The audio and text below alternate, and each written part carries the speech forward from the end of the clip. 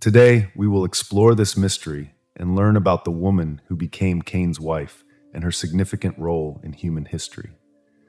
While Cain's story is famous for the act of killing his brother, few know about the woman who helped him build a new life and raise future generations after they left the Garden of Eden. Let's delve into the theories and stories surrounding this mysterious character. Was she one of Adam and Eve's daughters, or did her origin come from another unrevealed story? Stay tuned to find out more. If you also believe that family is the foundation of life, I invite you to share and strengthen our faith community. Leave a comment about your family, and I will like and send a heart to your comment because that's how we show love and appreciation for our most beloved ones in life. In a newly created world by the Creator, where nature was filled with the first signs of creation, Adam and Eve, the ancestors of mankind, appeared amidst the paths of Eden. They lived in harmony until their decisions led to the loss of innocence. From their union, Cain was born, not just as their firstborn, but also carrying a special mission. Cain grew up under the blue skies of Eden, learning to cultivate the land from his father. While Adam taught him farming, Eve shared with their son stories about paradise and the secrets of existence, a legacy blending love and sin.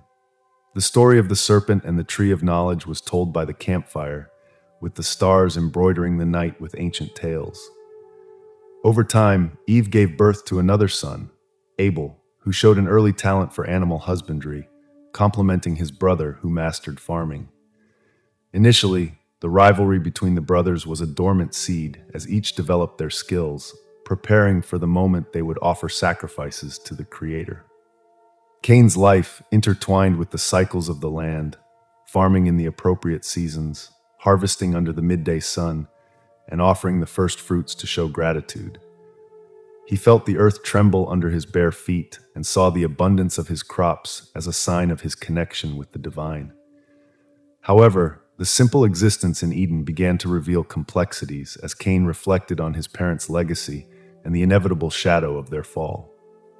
Cain's story is a tapestry woven with threads of ambition and humility, brotherhood and growing rivalry that would extend beyond their lifetimes, shaping the destiny of all humanity. In his heart, Eve's words echoed as a constant reminder of the lost paradise and the price of wisdom. Cain, the farmer, the brother, the son, walked the land that was once part of Eden, carrying the blessings and challenges of being the firstborn in a world full of promise and danger. As Cain and Abel grew, their different natures became more apparent.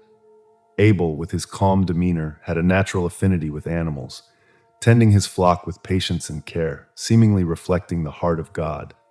In contrast, Cain was a man of the land, his hands always in the soil, tirelessly working to cultivate the crops that would feed his family and honor the Creator.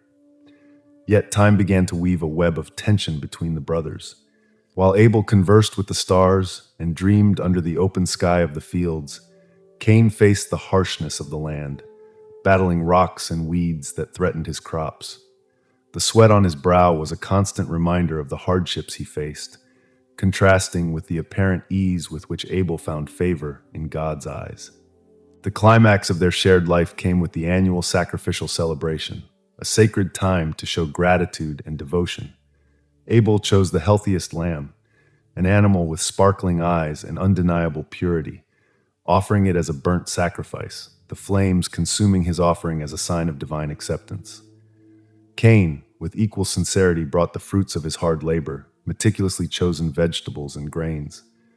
However, while the flames consumed Abel's offering, Cain's remained untouched, thick smoke slowly rising as a clear sign of rejection.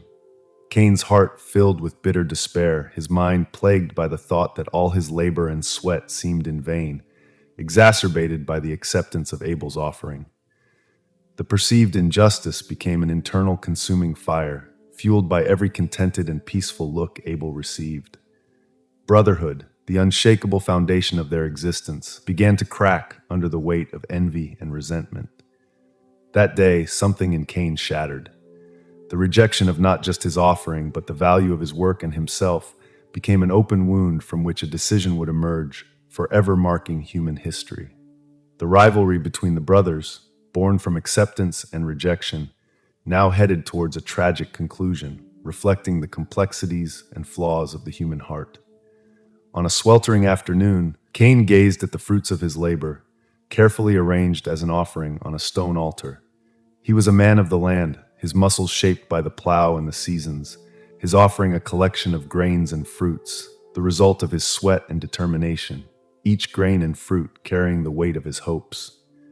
God, a silent observer of human actions and intentions, examined not only the material of the offering, but also the heart of the giver. Abel, with his serene faith, brought the best lamb, an unblemished animal whose purity was as clear as the gently swaying trees, the sacrificial flame consuming it. However, Cain's offering remained untouched, the flames hesitant as if repelled by an invisible force. In heaven, there was no sign of acceptance, only the relentless advance of clouds obscuring the sun, casting shadows on the altar. The rejection was not about the quality or quantity, but something deeper and incomprehensible. Cain's attitude, his heart, intertwined with conflicting emotions. His devotion was undeniable, but a part of his soul harbored deep resentment, not just towards Abel, but perhaps even towards God. This dark crack, a subtle distortion in his offering, seemed to have tainted it. God, with his omniscience, sought more than just sacrifice. He sought complete surrender of a heart untainted by envy, pride, or any other impurity. God's rejection of Cain was thus a reflection not of the failure of the offering, but the failure of the giver. The divine decision shook Cain deeply, leaving him on the brink of an emotional and spiritual abyss. The clouds now covered the sky, as if foreshadowing the darkness beginning to creep into his heart. At this crucial moment, God did not abandon Cain to his confusion. In an act of mercy and paternal care, he spoke directly to Cain, warning him of the danger lurking at the door of his soul, sin desiring to dominate him, but he must master it. This encounter was not just a judgment, but a call to repentance and transformation. Cain's story, marked by divine rejection, is a reflection on human nature and the necessity of purifying our intentions, reminding us that true offerings to God go beyond stone altars and find their place in the altars of human hearts. The landscape of Eden, once a reflection of paradise, now seemed distorted by the weight of the dark emotions growing in Cain's heart. The sky, once opening with vibrant colors at dawn and dusk, now often closed in ashes, reflecting Cain's inner turmoil. After God's rejection of his offering, consumed by a mix of envy, anger, and unbearable inadequacy, Cain found himself unable to look at Abel without feeling a seething mix of resentment and guilt. Abel, unaware of his brother's growing bitterness, continued his daily tasks with the calmness that had always characterized him. One day, under the pretext of sharing a moment in the field, Cain invited Abel for a walk along the edge of his cultivated land. Abel, with the innocence of one who could not conceive of malice in his heart, accepted his brother's invitation, not realizing he was heading towards his final destination. Away from their parents' eyes and under the vast sky darkening with the approach of distant storms, Cain confronted Abel, their exchanged words filled with pent-up emotions quickly escalating from questions to accusations. Abel, realizing the intensity of Cain's anger, tried to soothe his brother, but his comforting efforts only fanned the flames in Cain's troubled heart. In a blind rage, Cain picked up a stone and, with a fatal blow, ended Abel's life. The ensuing silence was terrifying, only the gentle sound of the earth absorbing Abel's blood breaking the stillness. Cain, with his hands stained with his brother's blood, felt the full weight of his action. The consequences of divine rejection had manifested in the darkest form possible. The first murder, the first bloodshed in a rage of jealousy. When God confronted Cain, not with anger, but with a sorrow that permeated the heavens and the earth, Cain found no comfort. His punishment would be to live as a fugitive and a wanderer on land that would now refuse his presence, just as he had refused his brother's goodness. The story of Cain and Abel, marked by the horrific consequences of rejection, echoes through the centuries as a dark reflection of the depths to which the human heart can sink when overcome by negative emotions. After the act of brutality that shattered brotherhood, Cain found himself alone, the echoes of his crime reverberating through the oppressive silence of the fields. The sky, once a dome of light and color, now seemed to look upon him with grave seriousness, as if foretelling the impending divine judgment. God's presence, both comforting and condemning, called Cain not with thunder, but with a voice piercing deeper than a sword. "Where is Abel, your brother?" God asked. These words were not from ignorance, for nothing escapes the divine knowledge, but an opportunity for confession, to recognize the truth. Cain, his heart now scarred like his hands, responded with a question revealing his profound alienation. "Am I my brother's keeper?" This defiant and despairing response sealed his fate. God then pronounced a curse that was both punishment and protection. "Now you are cursed from the ground, which has opened its mouth to receive your brother's blood from your hand. When you till the ground, it shall no longer yield its strength to you. You shall be a fugitive and a wanderer on the earth." These words condemned Cain to perpetual exile, engraving the land he once carefully tended to reject him any comfort and sustenance. Thus, Cain left the presence of God, exiled to the land of Nod, east of Eden. His life became a pilgrimage of loneliness and reflection, a man carrying the consequences of his actions, condemned to wander but forever protected from death, a walking paradox of punishment and mercy. Cain's story, marked by a divine curse and painful exile, resonates as a stern warning and reflection on the complex paths of divine justice and mercy. Through his journey, the biblical narrative explores themes of sin, redemption, and the intricate relationships between divine justice and human frailty. After the murder that defiled the earth in Cain's heart, the firstborn of Adam found himself facing his isolation and despair. The killing of Abel had set in motion a chain of events that led Cain to confront both divine wrath and mercy. In the vast lands east of Eden, Cain wandered, haunted by his conscience and the fear of retribution. His curse still echoed in his ears, a curse that stripped any comfort the land might bring. Yet in his mercy, God chose not to abandon Cain to a fate marked only by vengeance. Realizing his vulnerability in a world where news of his actions could incite violence against him, Cain cried out to God, expressing a fear that surpassed his exile, the fear that anyone finding him would kill him. In response, reflecting the complexity of his nature, God gave Cain a sign, not just a physical mark, but a sign of divine protection. This mark would be a dual reminder for Cain, a continuous memory of his sin and the constant presence of the divine even in his punishment. For others, it was a clear warning that Cain's life, though tragically marked, was under God's protection. Thus, anyone killing Cain would face vengeance sevenfold, as decreed by God, establishing not only protection for Cain, but a principle of justice that would resonate through generations. With this mark, Cain was not only shielded from death, but became an eternal symbol of the complex interactions between justice, mercy, and punishment. His life, marked by perpetual wandering, became a testament to God's ability to weave punishment with protection, a theme that challenges and guides to this day. Thus, protected yet marked forever, Cain continued his path, a man carrying the depths of divine grace and judgment. His story, a plot interwoven with threads of divine providence, serves as a cautionary tale about the consequences of sin and the infinite complexity of God's forgiveness and protection, emphasizing that even in the darkest moments, God's presence remains a redemptive constant. In the shadow of a curse weighing heavily on his soul, Cain found himself exiled, wandering in the land of Nod, east of Eden, where the memory of his crime and divine protection followed him like twin shadows. Despite the isolation that his existence seemed to impose, Cain was not entirely alone.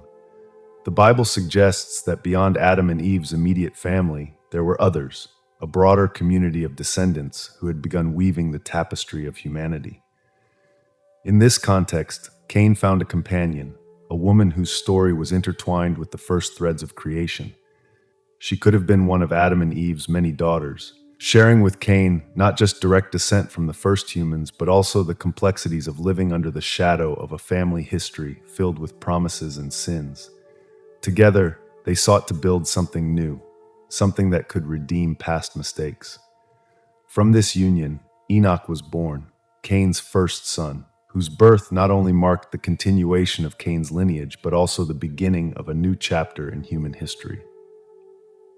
Despite his flaws and the weight of his past, Cain saw in Enoch an opportunity for redemption, a chance to leave a different mark on the world, not defined by violence or a curse. With Enoch's birth, Cain made a bold and ambitious decision to build a city, a place that could be a refuge for his family and for others like him seeking a new beginning. The city of Enoch became the first human settlement after Eden, a testament to humanity's ability to build society and organize even in challenging circumstances. The story of Cain, his wife, and their son Enoch is a reflection on human resilience and the ability to overcome limitations imposed by external circumstances and internal failures. They represent the complexity of human life, where love, hope, and the desire for redemption coexist with sin, fear, and the consequences of wrongdoing. Thus, this section of the biblical story is not just a chronicle of population expansion, but a profound study of how individuals and families can shape and transform their destinies, building legacies that challenge previous expectations and judgments.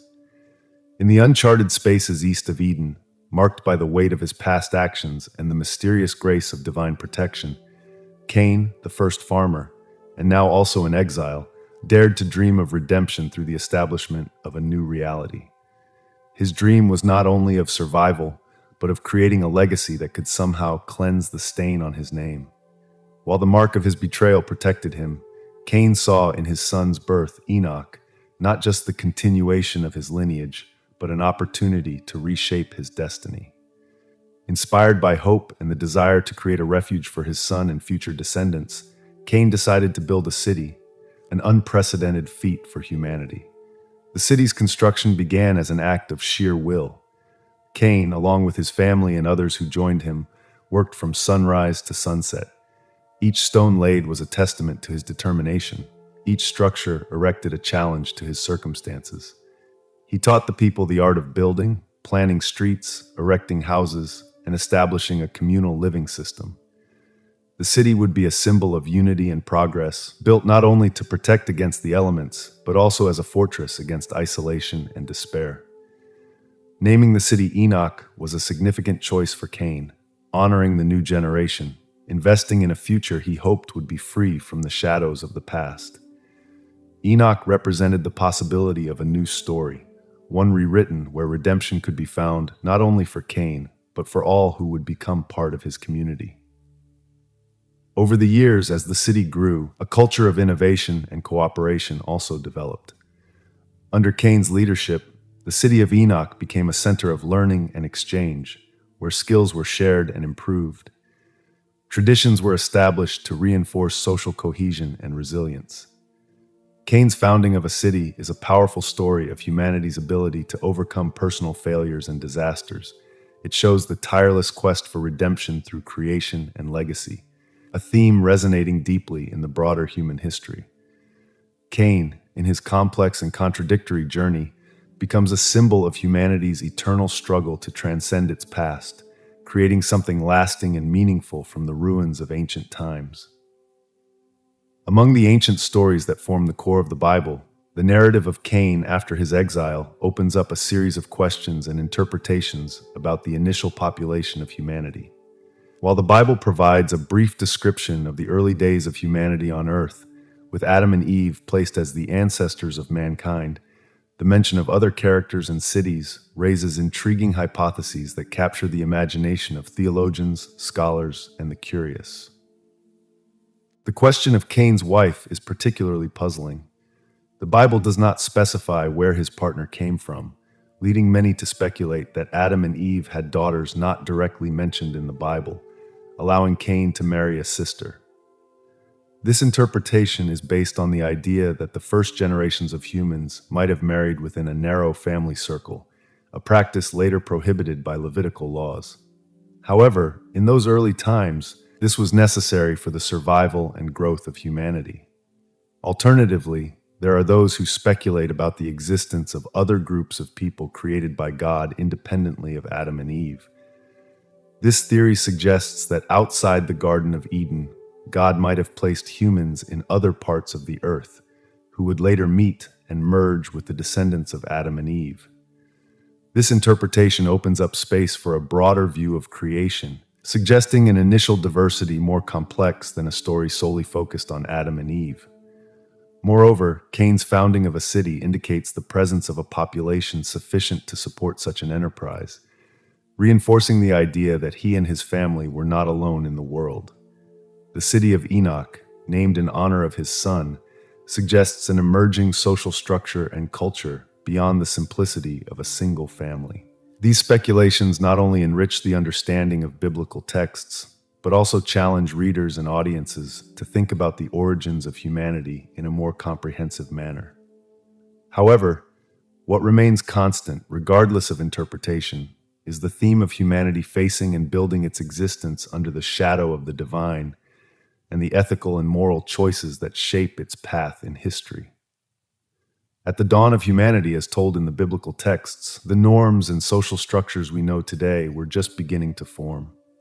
Among the cultural practices highlighting the uniqueness of this period was the marriage between siblings, a practice that, although unsettling by modern standards, was an unavoidable necessity for humanity's growth in those early days.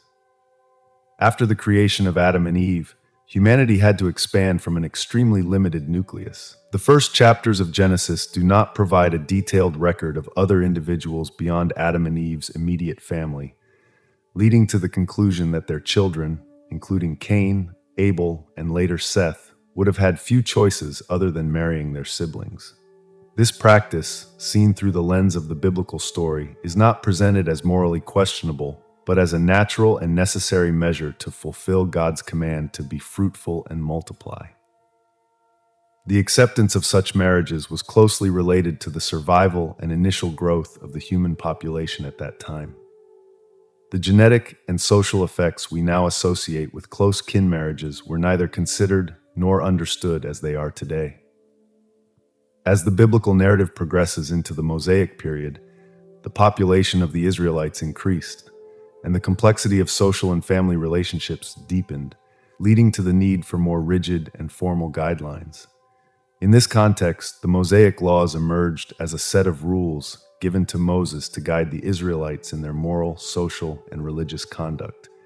Among these laws were specific prohibitions against marriages between close relatives, marking a legislative advance, reflecting not only a change in social practices, but also the development in the needs and structure of Israelite society. The prohibitions against close kin marriages are detailed primarily in the book of Leviticus, marking a significant shift. These laws forbade marriages between individuals such as siblings, uncles, and nieces, and even between parents-in-law and sons-in-law, aiming to protect the sanctity and health of the community.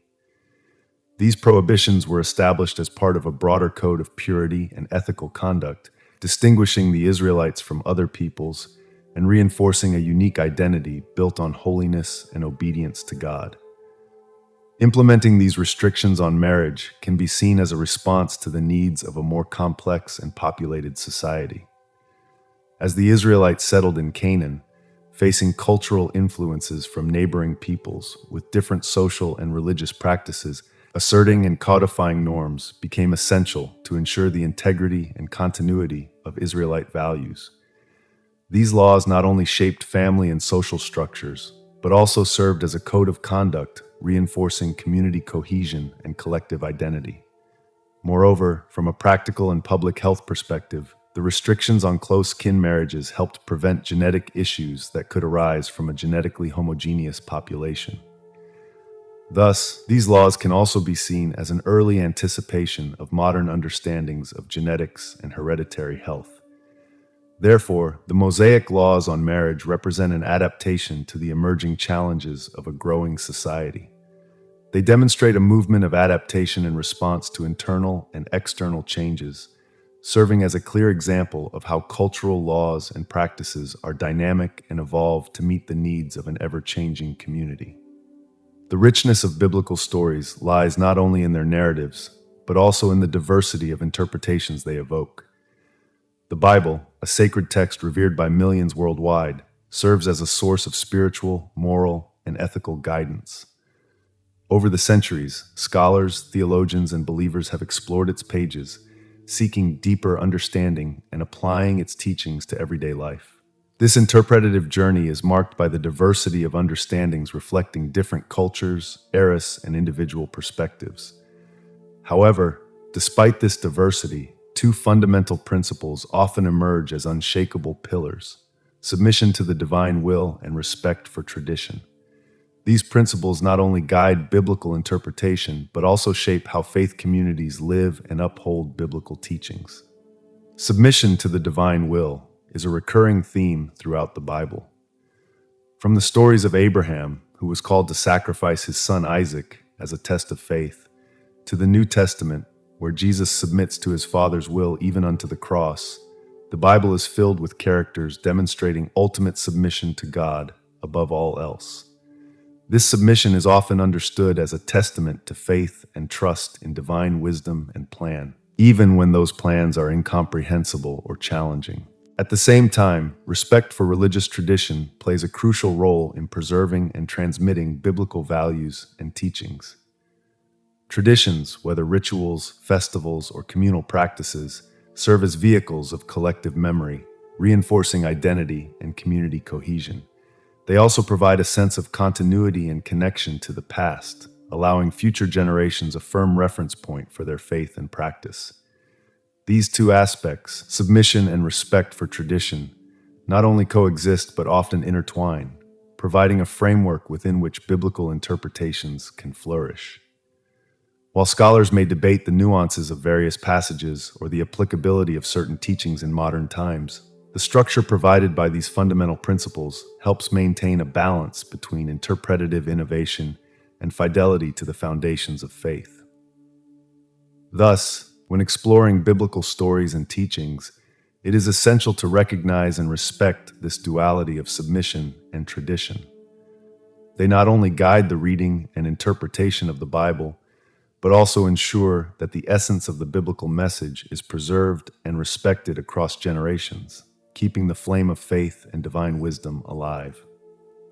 The story of Cain's wife, though shrouded in mystery and brief in the biblical text, provides a fascinating window into the complexities of human origins and social practices in the early days of humanity.